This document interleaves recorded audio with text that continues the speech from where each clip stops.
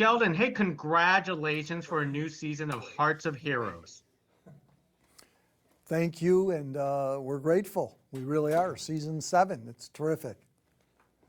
You know, this series is such a heartwarming story that needs to be told. But can you tell us the genesis of this series long ago? So about 40 years ago, I got into the restoration business, and every time there's a fire, a flood, a auto accident, or of the sorts, we were on scene right after the first responders. I fell in love with the first responder community, and the reason why is because as we're all running out, they're running in.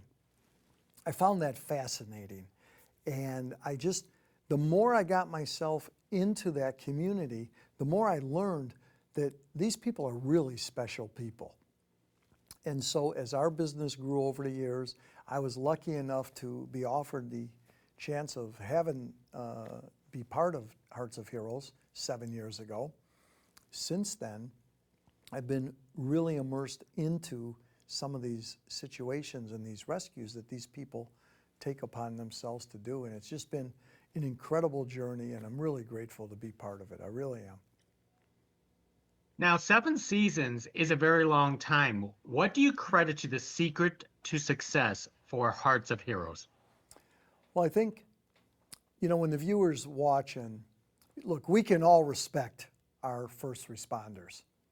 And when you watch and look closely, and you look and pay attention to the sound bites, the training, the discipline, the camaraderie, the teamwork, and the communication that goes on during a rescue, some verbal, some not, you see and start to piece together this really unique world.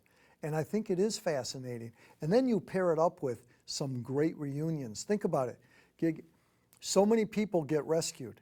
They never get to meet the people that actually saved their lives. In Hearts of Heroes, we reunite these people. You get to say thank you to those that saved your life. And I think that people walk away saying, wow, it's really a cool setting. It's really a great message. And you learn firsthand what these people go through on both ends, to be in need and to be the one risking it all, putting it on the line to rescue somebody else. I think it keeps viewers coming back. Our viewership has kept growing over the years. And so as you've said, Season 7, we're really excited about it, and we just hope it keeps on going.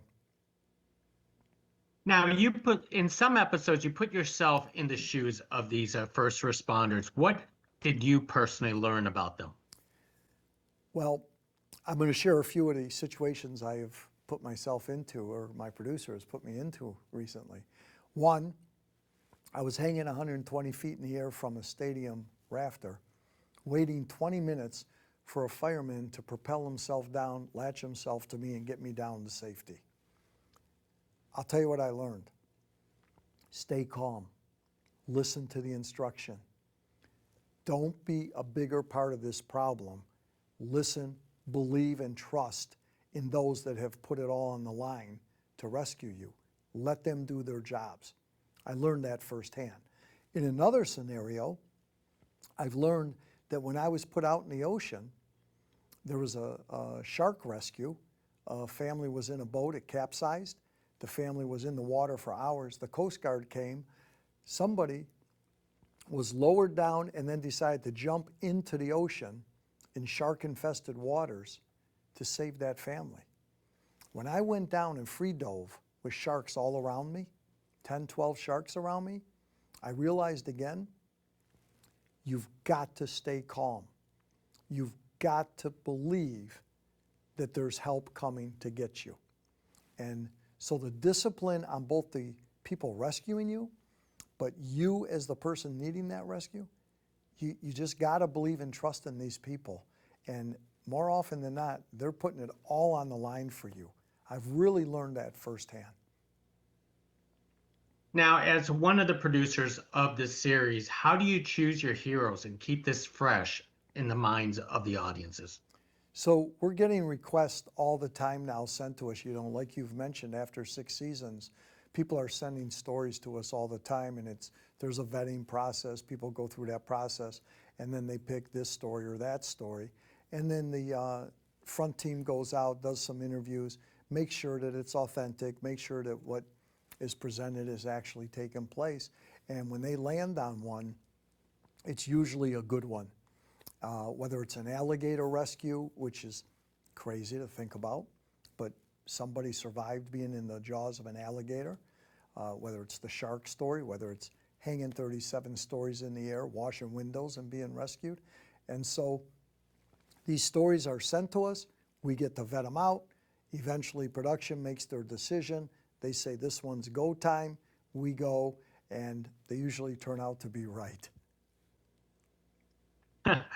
You know, disasters and accidents can happen at any moment, at any time. What's your best advice for, the viewership? I think, we tend to believe it cannot happen to us. And whatever range of disaster or accident you can imagine, we never believe it's going to happen to us. I think it's important that we take a moment out, maybe twice, 3 times a year. If you did it every quarter, great, but take time out. If you're leading a family, have a family meeting once a quarter. What do you do in case of a fire? What do you do in case of a flood?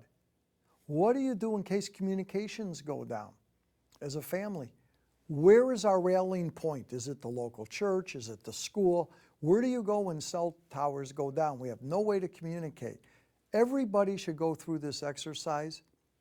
Everybody should be more prepared than we are. And I could tell you, if I said to you, hey, what's your disaster plan for a flood? What in case of a fire, in case of a cell tower going down? You'd stop and say, oh, wow, I really don't have one. And then you'd realize, it's pretty important, I do. And I would say that that's probably the biggest takeaway. Everybody got to believe that it could happen to you. How do we best be prepared for that incident, whatever it is? And for you, Sheldon, after being years hosting this series and also in the business, how do you keep your spirits up when everything seems to be down when these things happen? Well, that's a great question. And I got to tell you, what I've learned over my almost 40 years now is that there's good reason to be optimistic.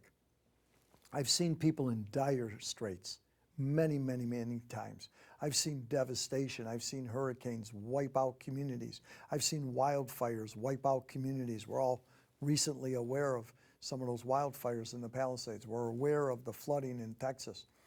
Terrible tragedy has struck so many people. But what I've seen consistently is the rebirth and the rebuilding of each community, one at a time. I've seen hospitals that were put out of commission from a tornado, patients relocated to a local school, put back into the hospital, successfully treated in the interim by the doctors and nursing staff. I've seen schools wiped out where kids have lost their home. I mean, their home away from home, and teachers crying and kids crying, and then they're reunited when the school is rebuilt.